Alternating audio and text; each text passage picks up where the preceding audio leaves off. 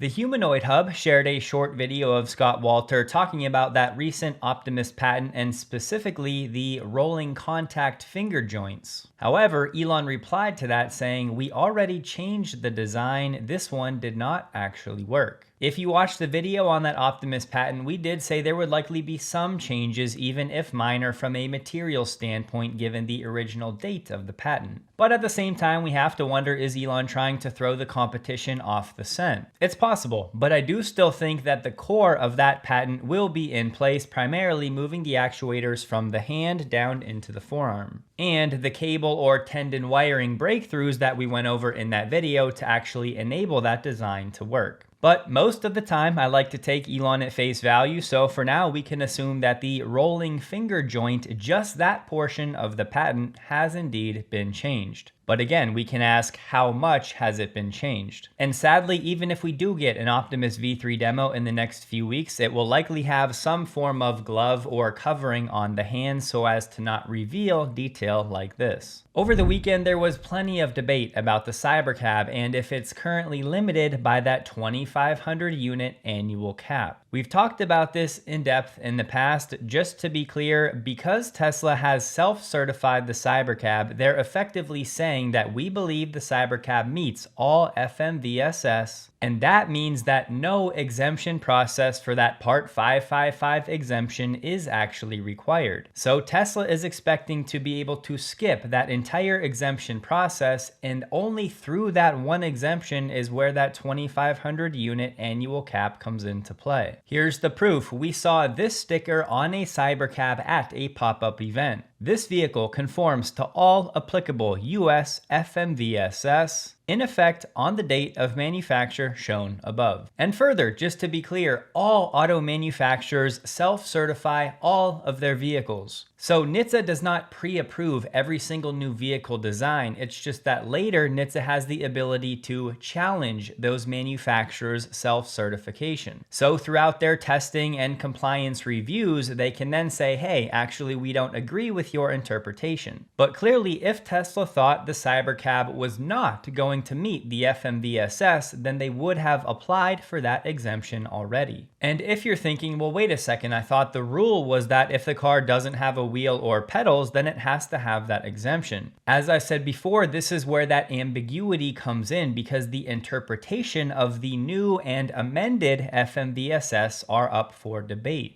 But this release from the Federal Register in 2022 said this final rule amends the occupant protection FMVSS to account for future vehicles that do not have the traditional manual controls. And scrolling down a bit, you'll find called out specifically a steering wheel. So the takeaway, for the past few years, these regulations have been in the process of being changed and amended to be updated for current vehicle technology. So based on all publicly available information, I believe the proper expectation is that the Cybercab will not be subject to that 2,500 unit annual cap. As I said before, down the line, NHTSA could change Tesla's interpretation that the Cybercab meets all FMVSS, even though it doesn't have a wheel and pedals. But for now, because Tesla has clearly chosen to self-certify, Tesla is not expecting to need that Part 555 exemption, meaning that 2,500 unit cap is not in play. Of course, I have to touch on Tesla's launch of Robotaxi in Houston and Dallas, because really the timing of it and the reality of what it's been has been rather confounding. And now, before I get into the oddities, I do want to make one thing abundantly clear. The fact that Tesla has launched with unsupervised vehicles in both of these cities is a major deal. Remember, Q4 last year, Elon said, I think even if the regulators were not making us do it, have a supervisor in the robotaxis, we would still do that as the right sort of cautious approach to a new market. Just to make sure we're being paranoid about safety, I think it makes sense to have a safety driver or safety occupant in the car when we first go to new markets to confirm there's not something we're missing. All it takes is 1 in 10,000 trips to go wrong and you've got an issue. So there you go. Yes, the expectation has been that all along for any new city robotaxi launch, it would start with a supervised robotaxi. But for Houston and Dallas, apparently that's no longer the case. And we had supervisors in Austin for 7 months, so I was hoping for 3 months of supervision for each new city, at least for the next handful. But fast forward just a few months later, and Tesla is clearly saying to the world, we don't even need the supervisors anymore. We're that confident with the software, even in a brand new city. So I don't think I need to make this point. You all understand why this is such a big deal, but I don't think enough people are appreciating the magnitude of that departure from what Tesla and Elon were expecting to do to what they just did. Now, with that very encouraging thing out of the way, this rollout has certainly not been smooth. There have been hiccups, and based on everything I can find on the internet, it does appear like Tesla still, as of recording, only has 2 unsupervised vehicles in each market. And my problem with this is Tesla knows how viral of a company it is, and that there are going to be Tesla enthusiasts traveling to take rides. So if you're going to launch in a new city, why are you doing it with 1 vehicle for a few days and now only 2? Obviously, you're going to have plenty of service downtime. Any normal folks trying to use the service that are excited about it won't be able to, because either a Tesla fan has the 1 or 2 vehicles that are available, or somebody else has it. And so I do find the timing to be interesting right ahead of earnings, where Tesla would like to have some momentum, a positive talking point or 2 for the call. And this is not just a one-off. Tesla actually did the same thing before the Q4 call. That call was held on January 28th, and just a few days before that, Tesla announced unsupervised rides in Austin for the first time, which started very small, very limited. And yes, I know it's the prudent, safe thing to do.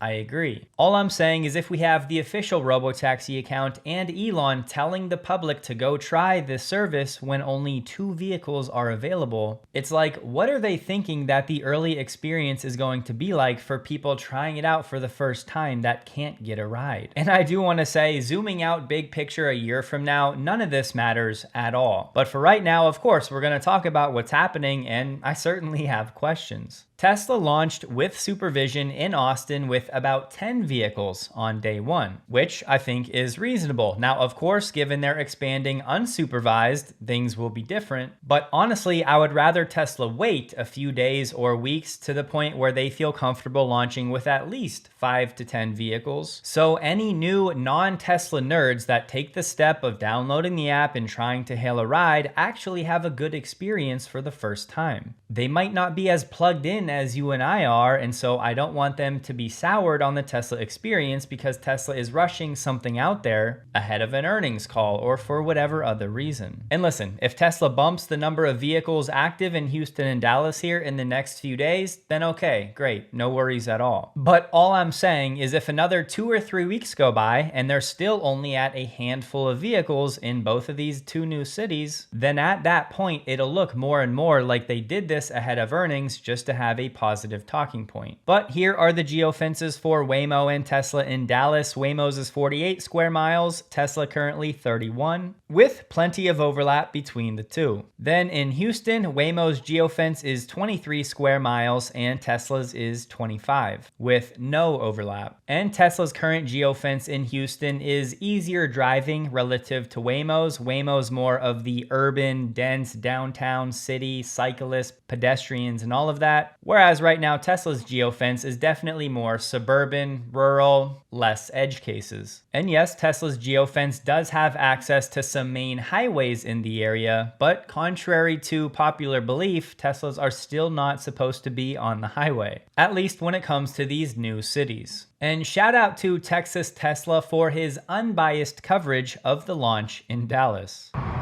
We are on the highway. What? Oh my goodness. This is crazy. Location, what? What?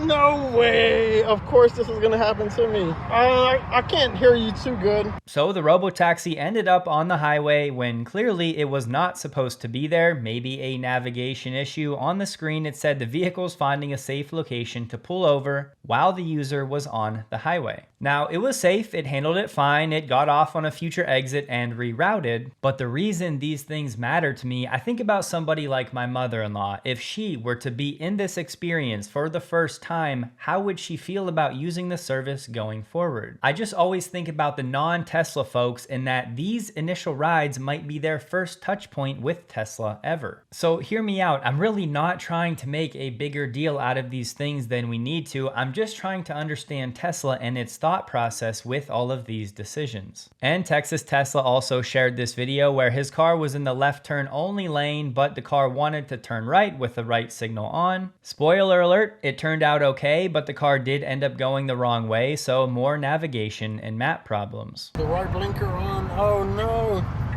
Oh, right blinker is on, but we're turning left. Come on, nav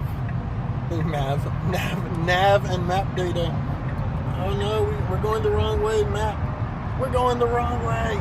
And to be clear, I've seen nothing safety critical here. It's just these minor annoyances, inconveniences, and customer experience things that Tesla needs to get cleaned up. And Texas Tesla shared this one where it would not go right on red. Someone honked at me. I'm not driving. I'm not driving. Oh, look, it's almost gonna go. And I can't roll down the window either. I can't tell you, dude. I can't tell you. It does not want to go on this red. It had the opportunity. That dude got tired and just left. So is it a safety problem? No, but again, if my mother-in-law was in that vehicle, she would certainly be uncomfortable, especially now with all the stories you hear about road rage and people doing ridiculous things. And I just thought it was worth pointing out these hiccups because these were all when there was one vehicle on the network. Meaning, with not a lot of mileage covered, we already have a handful of instances of situations that are not great. And look, that was not an exhaustive list. He also said his screen got stuck and kept telling him to exit safely as they were going 40 miles an hour. He couldn't watch videos, listen to music, check the map, adjust the air, or anything. Yeah, look, I can't swipe, so anyone who says you can just swipe out of here or do something, like, nope, no matter what I do, nothing happens. Self-driving, nope, up here, nope, like literally nothing works.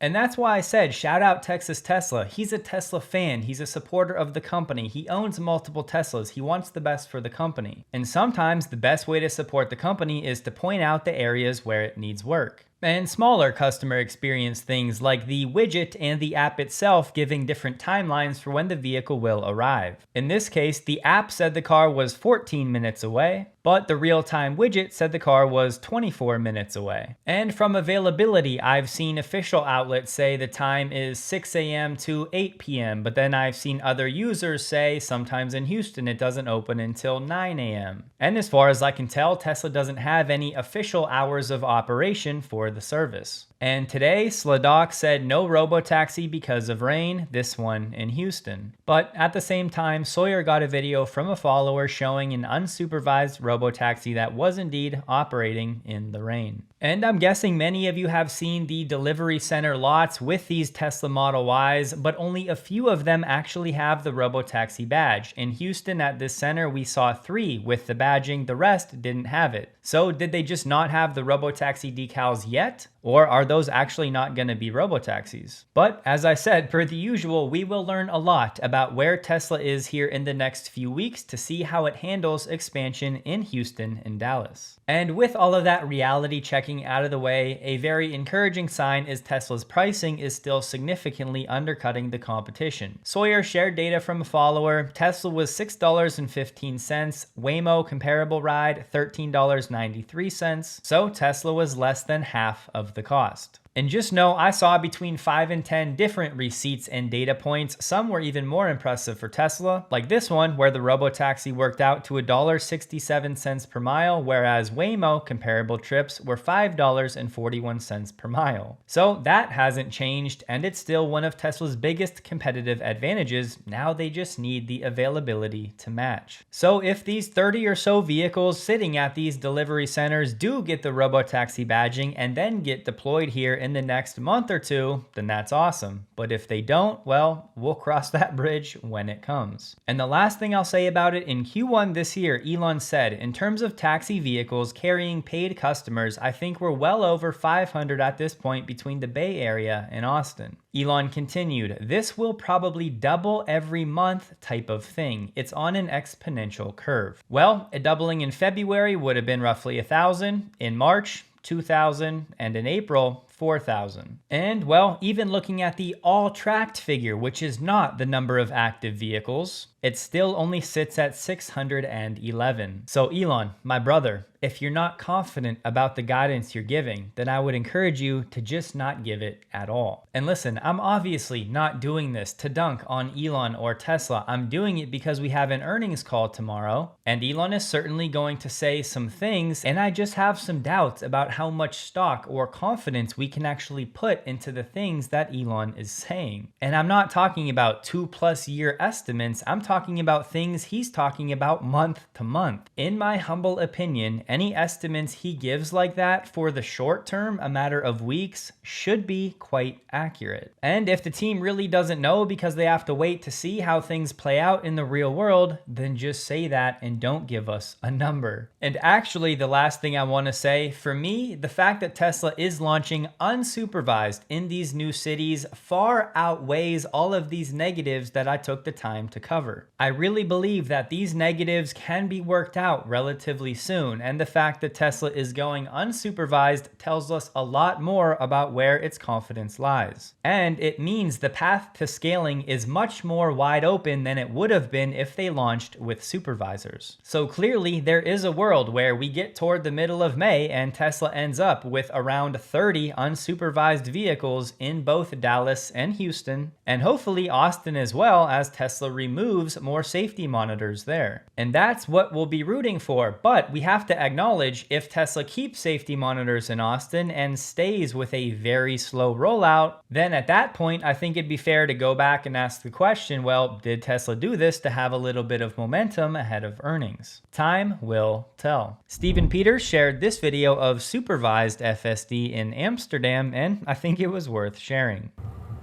This car is so super smooth, silent as well. Yeah. I wonder what the difference will be with my Model S in terms of smoothness. On a bike lane. Awesome. It just interpreted what it needed to do. Yeah. Unbelievable. Yeah. Oh, and like shit. And probably FSD has never driven here before. No, but there's a high likelihood that, Yeah. that in fact isn't the case. This is like a crazy adventure course. So Yeah, it's like a wipeout challenge. Wipeout challenge. Yeah. Here. Again, there's some blocks here. The view is obstructed from the right. Very limited. There's these little things on the road where you shouldn't be driving. And also shouldn't be walking, I guess. Let's give them a cookie of their own dough. Huh? Yeah. Is there a biker behind us? Nope. Oh. Biker coming on the right. No. Stops.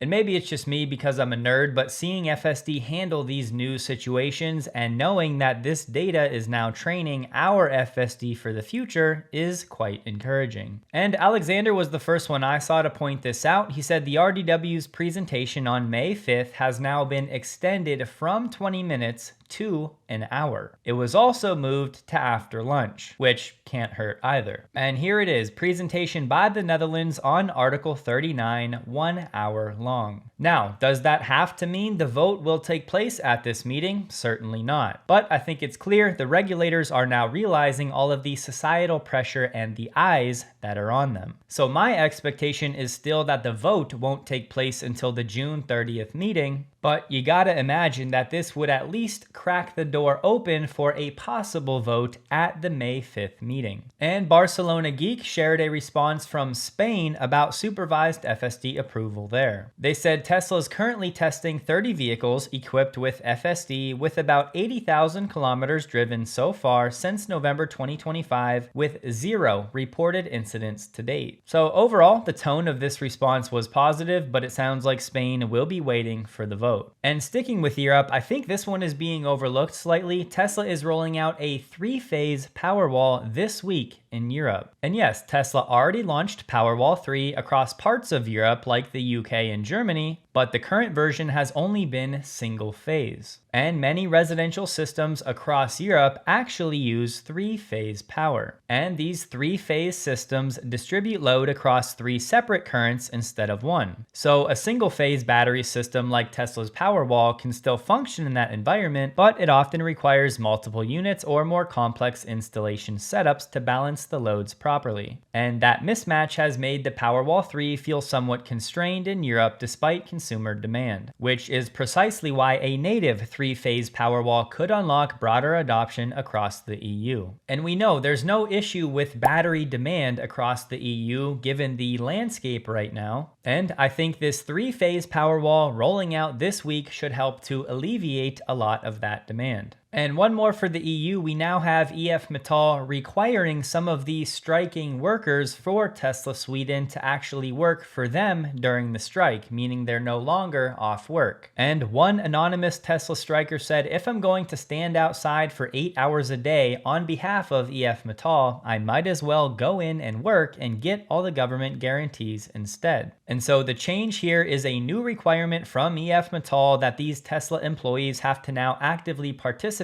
in union activities like picketing or meetings during standard working hours. It's wild to me that this strike is still going on after it started back in October 2023. Back to the States, PG&E and Tesla announced the Cybertruck and the Tesla PowerShare Gateway, as well as the Universal Wall Connector, have been approved for participation in PG&E's Residential Vehicle to Everything program, marking a major milestone for bidirectional EV integration in California. This means PG&E customers who own a Cybertruck can utilize the V2X program to install PowerShare home backup and activate PowerShare grid support. Customers can now use their vehicle to power their home in an outage and earn money by selling power back to the grid during events. But here's the major change. This marks the first AC vehicle-to-grid application approved for customers in California, which enables vehicles to connect using much simpler equipment rather than specialized DC infrastructure. And customers in this program may now be eligible for up to $4,500 in incentives. So Ford was actually part of this pilot, but they were using a DC-based system. So the F-150 would send power, DC power, that would ultimately need to be converted by expensive hardware to actually power the home. Whereas now with Tesla and the Cybertruck and its hardware, it can just send AC direct from the vehicle, and it doesn't need any expensive hardware to convert it because it's already AC. And most in the industry have said the main bottleneck for these programs is these expensive external bidirectional inverters that take the DC and convert it to AC. And for those in the know, this setup right here is for those customers without a Powerwall, and I was not able to find anything on if this will work for Powerwall customers yet. That's because, as far as we know, for customers with a Powerwall, the PowerShare home backup is still not available. But it is supposed to be coming with an OTA update. Clay Travis, the founder of Outkick, big sports guy, said, I've been using Tesla's self-drive tech for over a month now, and I'm even more convinced that within 10 years, driving a car will be like riding a horse. Something people just do for fun. It's transformative on a level I don't think most understand yet. Absolutely revolutionary. Thinking about all the changes coming just from this is mind-blowing. Imagine a world where parking lots are largely unnecessary. Just that change alone would free up unbelievable amounts of land for new housing, parks, and a higher quality of life. So more of the normies and some with significant influence are starting to get it. Some of you may remember Spencer and David doing the test on 14.3 in the parking garage where it drove out, ignoring a do not enter sign. Well, they went back with 14.3.1 and that is still not fixed. We're out.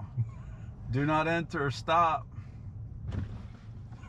Well, they haven't fixed it yet. So while sign reading may be improved in some scenarios, again, it is not Perfect. Jim Farley's been making some public comments throwing a little bit of shade Tesla's way, saying they don't have updated vehicles. But truly, the way I see it, it really is just noise. I'm sharing because in response, Elon said this is before supervised FSD is approved in China. The limiting factor is production output in Shanghai. And Elon's comment was likely referring to what Sawyer said about the Model Y being the best-selling car in China for March. But I think the natural question becomes, if production output is the limiting factor, then why not just expand the manufacturing footprint in China? You may remember that Tesla had been discussing potential plans to expand from roughly 1 million units of annual capacity up to 2. But the only thing we ever heard about that was they were not approved by the government thanks to data security concerns. And it's true, Giga Shanghai has been operating near max capacity. The listed capacity from Tesla is 950,000, which is about 80,000 per month.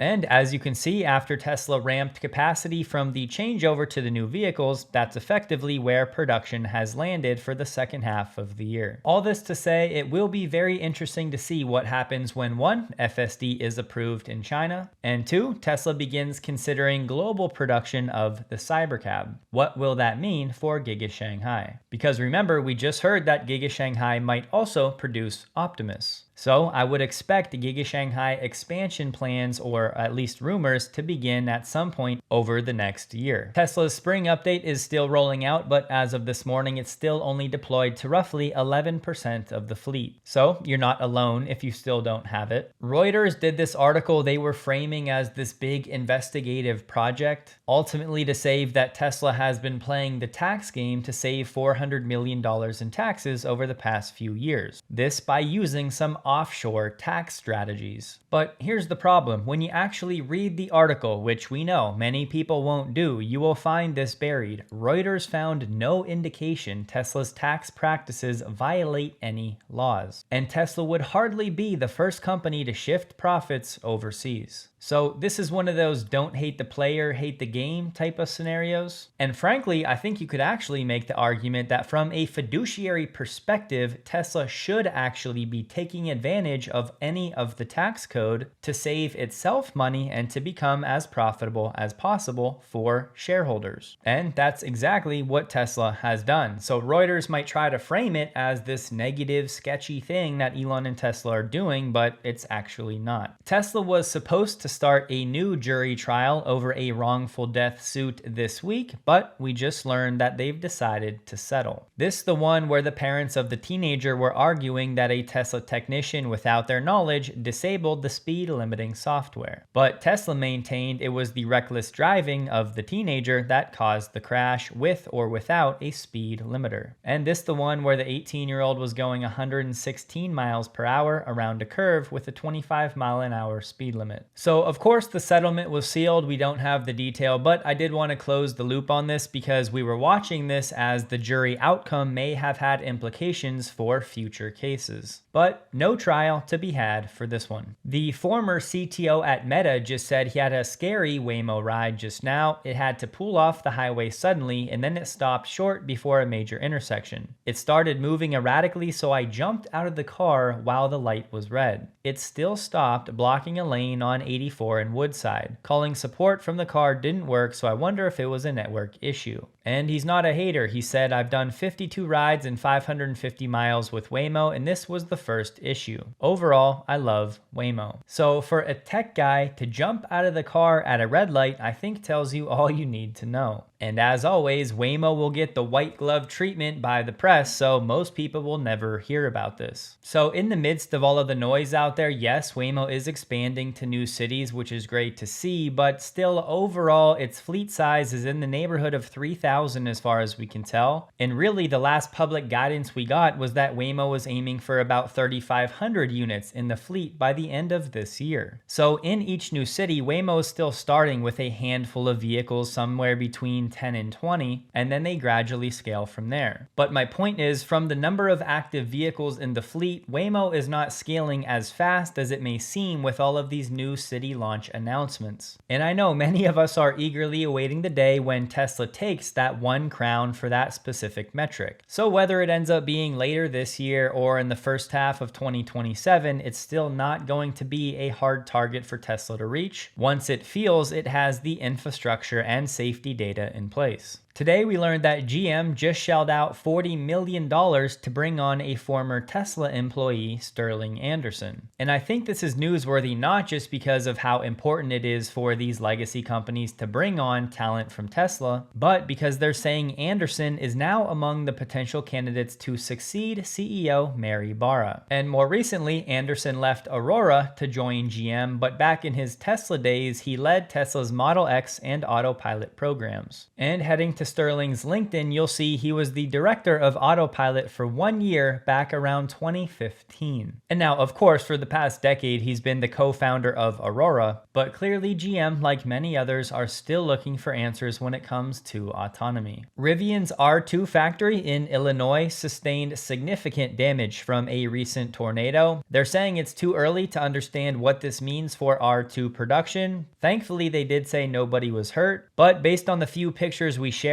this is clearly going to take some time to get things right. Today, we learned that Uber's stake in Lucid has now tripled, and it's up to 11.5%, valued at around $255 million. This because Uber announced an additional $200 million equity investment in Lucid, raising the total commitment to $500 million from the original $300 million that was agreed to July of last year. And what this move is all about, they also upped their commitment to at least 35,000 units over 6 years, up from the original 20,000 Lucid Gravity SUVs that they agreed to last year that would be deployed as robotaxis on the Uber network. And all parties are still saying the commercial robotaxi service remains on track to launch later in 2026 in San Francisco using the Lucid Gravity fitted with Neuro's Level 4 autonomous stack. Earlier this month, Neuro opened robotaxi test rides to Uber employees in the Bay Area with safety drivers on board, the first time the service has been trialed through the Uber app. Production of the final robotaxi variant is pending completion of safety validation. I'm going to be Thomas here and say I'll believe it when I see it. Today, Tesla registered its voice assistant feature, which is powered by AI, with China's cyberspace administrator in Shanghai. Media reports last year said Tesla also planned to integrate DeepSeek and ByteDance's Dubao AI voice controls in its models in China to better compete with local automakers. So this article is very light on detail. There's not much else out there, so I don't think this is for Grok. The last we heard, Tesla might use local partners for this feature, thanks to, yes, data and privacy concerns that might restrict Grok in China. And Reuters is now saying SpaceX plans to cement Elon's control after IPO, granting him and a small group of insiders super voting shares that will outweigh other investors. After IPO, Elon will stay on as Chief Executive Officer, Chief Technical Officer, and will serve as chairman of SpaceX's 9-member board of directors. The prospectus filing excerpt shows SpaceX will use a dual-class equity structure that gives Class B shareholders 10 votes each, concentrating power with Elon and a handful of other insiders, while Class A shares sold to public investors will carry 1 vote each. They also outline provisions that could limit shareholders' ability to influence board elections or pursue certain legal claims, forcing disputes into arbitration instead and restricting where they can be brought. And frankly, can you really blame Elon after everything that he's been through publicly with Tesla? And today we learned about this master agreement between Sourcewell, which is a Minnesota service cooperative, and Tesla. Sourcewell is basically a cooperative purchasing program to eligible participating government entities. So Sourcewell can award these purchase agreements for more than 50,000 participating government, education, and nonprofit entities across the US and even sometimes in Canada. The goal is basically to save time and money by pooling purchasing power and streamlining the procurement process. And one other supplier that was awarded in this deal was Rivian. And so not only will this make it easier for Tesla to sell its Model 3, Y, and Cybertruck to government agencies and nonprofits and so on, but this also covers charging things like wall connectors, mobile connectors, and even supercharger access. And even fleet management tools, some training where education is required, and third-party upfitting options as well. And guys, this might be be the first time Tesla is offering discounts, at least that we've heard about publicly. Right here, Tesla's offering the following volume discounts as of last year, which replaced the 1% flat price discount. 6 to 15 deliveries, 2%, 16 to 50, 3%, and 51 plus, 4%. And the way it works, basically these nationwide organizations can set up this free Tesla for Business account. They'll get their own account manager, and then they just use Tesla's online configurator as anybody else would. And so ultimately now these public sector organizations will have a much easier time actually procuring the vehicles for their fleets. So it really helps to streamline the entire process, and the initial term for this deal is 4 years, meaning it would expire November 2029, but there are options for extensions in the contract. And Tesla said this is the nation's largest government purchasing cooperative of its kind. And the addressable market here is actually quite big over the next few years. I mean, if you take 50,000 public agencies, those groups are managing hundreds of thousands of vehicles across their fleets. And now all of this pricing is pre-negotiated, so none of these agencies have to go through any bidding process, which should shorten the timelines. I think today's video is already going a bit long, but I'll have the full document linked below if you want to take a look. But again, overall, over the next few years, hopefully this does actually serve as a pretty solid tailwind. Tesla stock closed the day at $386.42, down 1.55%, while the NDX was down 0.42%. The volume was 23% below the average. Hope you all have a wonderful Tesla earnings day tomorrow, and a huge thank you to all of my Patreon supporters.